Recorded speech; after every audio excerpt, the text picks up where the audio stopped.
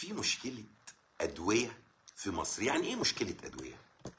محدش يقدر يرصد مشكلة بنفسه، خصوصا اللي هو بعيد عنها. يعني أنت لو مش عيان وبتتردد على الصيدلية والدكتور كاتب لك، مش هتعرف إن في نقص أدوية.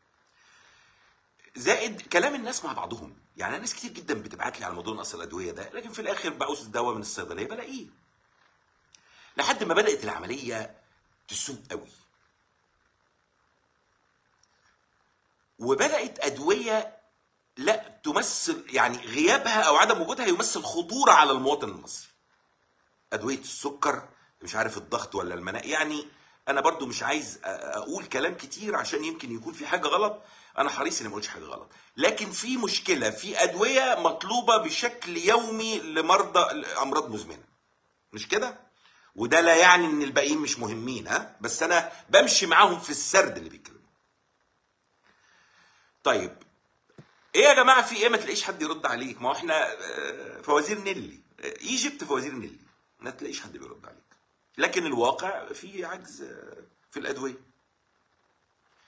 اتفاجئت النهارده بموضوعين ريحوا ظهركم لورا شويه. لان دول موضوعين فيهم محاضر في الاسم.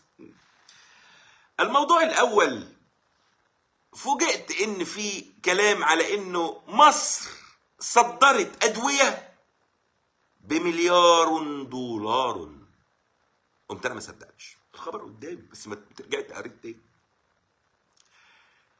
صدرتوا ايه؟ ادويه بكام؟ بمليار دولار. وهنا لن اسكت قليلا خالص. ليه بقى؟ انا منى عيني انك تصدر ادويه، والله والله، وكهرباء وميه وعنب ومانجا ويس. انا يا سلام، احنا محتاجين نخلي الجنيه سلعه قابله للتصدير عشان الدنيا تظبط، ماشي. لكن وقفت عند المليار دولار اللي اتباع فيها الدواء، وانا عايش اثرها بقالي شويه ومش فاهم هو الدواء فين.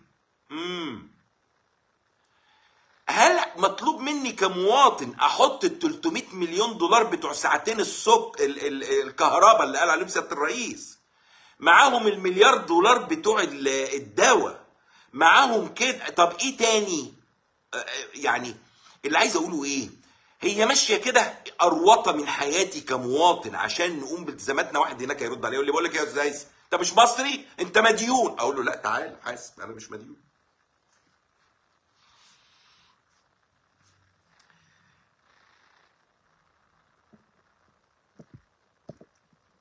اذا افترضنا ان احنا جدعان واقفين مع بلدنا ودي الحقيقه وماشي، طيب لحد امتى وحدودنا ايه؟